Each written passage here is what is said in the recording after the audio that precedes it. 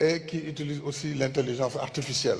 Ne serait-ce que par rapport à la perspective de l'intelligence artificielle, il serait bien que GIEF soit transformé dans cette perspective en une grande organisation mondiale qui va s'occuper et réguler ces sujets.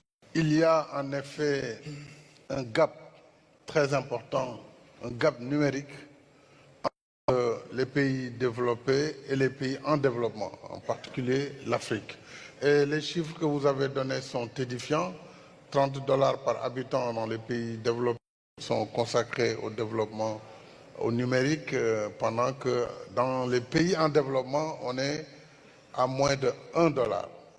Et cela crée une telle disparité que si elle n'est pas réduite, évidemment les plus faibles vont entrer vers le bas, les plus forts, puisque la cybercriminalité ne connaît pas les frontières. Et on peut voir les conséquences sur l'économie mondiale.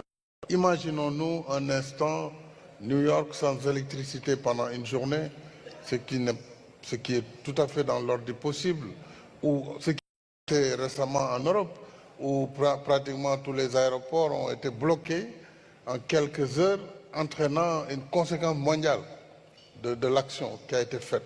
Donc la cyberdiplomatie devrait pouvoir aider, et JCF peut être le ciment pour constituer cette organisation dont nous avons besoin pour collaborer ensemble sur, d'une part, la nécessité d'arrêter les fléaux tels que nous l'avons évoqué tantôt, mais aussi de renforcer les capacités dans les pays en développement, de les aider dans la formation des jeunes, des femmes, et surtout de faciliter l'augmentation de la connectivité. Puisque en Afrique, il y a encore beaucoup de pays qui ont très peu de fibres optiques.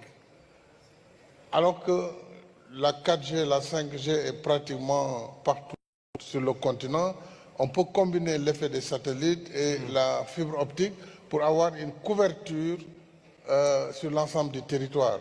Et là, on aura besoin de ce qu'on appelle un leapfrog, c'est-à-dire on n'est pas obligé de faire tout le chemin.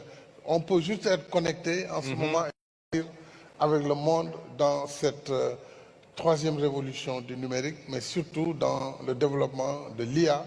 Et je rappelle que l'Afrique peut venir aussi avec sa jeunesse, avec sa main-d'œuvre, puisqu'elle fait aujourd'hui 1,4 milliard d'habitants, qui sont projetés à 2,5 milliards, 2,5 billion people in 2050.